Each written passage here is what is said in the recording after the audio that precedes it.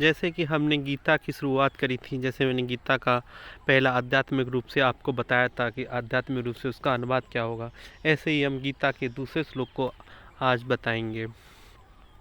और इसको आप सब अनुसरण करना, अपने जीवन में उतारना। और सिर्फ मैं ही नहीं, मेरे साथ आप भी उतारना, आपके साथ मैं उतारूंगा। ऐसे ही हम दीप से दीप जलाएंगे और अपने को एक अच्छा मनुष्य बनाएंगे और आध्यात्मिक की तरफ बढ़ेंगे और अपने जीवन का कल्याण करेंगे। तो गीता का दूसरा श्लोक शुरू होता है कि जब संजय कहता है कि संजय उचा, मैं थोड़ा सा संस्कृत बोलने में गलती करूँगा, आप उसको थोड़ा नज़रअंदाज करना। कि धृतराष्ट्र तो पांडविना वृडयो दुर्योधनस्था आचार्य पुरुष राजा वचन मम्मृता। कि संजय ने कहा कि हे राजा, संजय धृतराष्ट्र को बता रहा है कि हे राजा, कि उस समय राजा दुर्योधन ने पांडवों की सेना को युद्ध के लिए व्यवस्थित देखकर द्रोणाचार्य के पास जाकर यह वचन कहा। कि संजय बताता है कि जो राजा दुर्योधन है वो पांडवों की सेना को देखकर युद्ध की लालसा से गुरु द्रोण से जाके पूछा है, क्योंकि जब राजा दुर्योधन पांडवों की सेना को देख के चिंतित हुआ, ठीक है, उसके अंदर ईगो आया, डरा नहीं, मतलब लड़ने की उत्सुकता हुई, तब वह किसके गुरु द्रोणाचार्य के पास जाता है। अगर अगर हम इसको ज्ञान से देखेंगे, आध्यात्मिक मार्ग से देखेंगे, तो जैसे मैंने आपको पहले श्लोक में बताया कि जैसे हमारे ज़िंदगी में युद्ध चल रहा है, मन में हर एक मनुष्य के मन में युद्ध चल रहा है कौरवों और पांडवों के बीच में। कभी कौरवों की जीत होती है, कभी पांडवों की जीत होती है। ऐसे ही हर मनुष्य के अंदर युद्ध चल रहा है।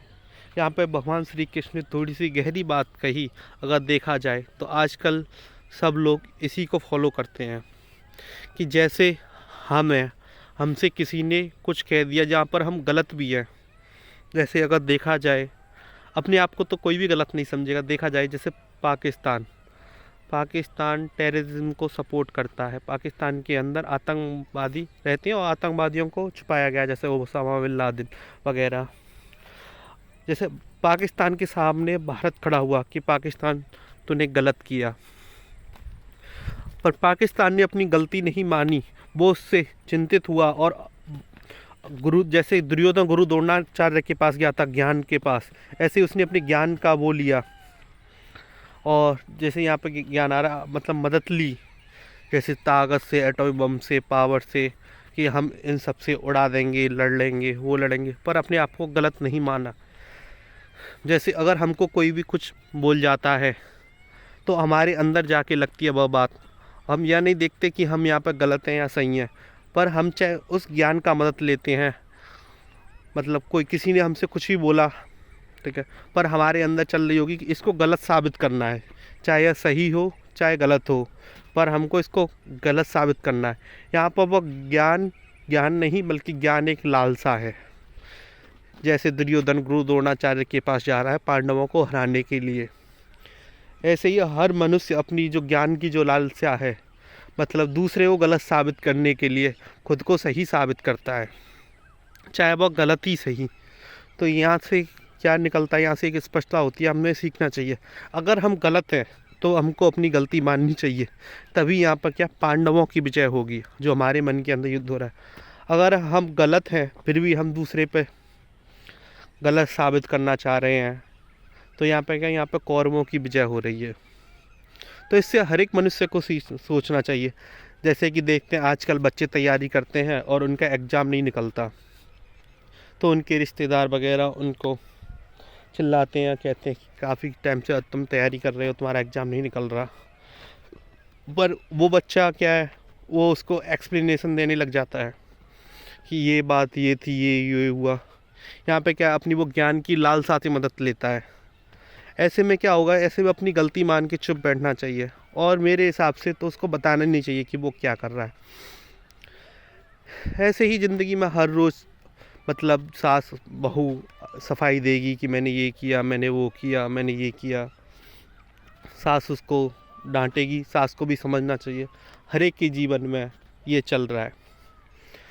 तो ये हमारे ऊपर है कि हमको कौरवों को विजयी बनाना है या पांडवों को विजयी बनाना है।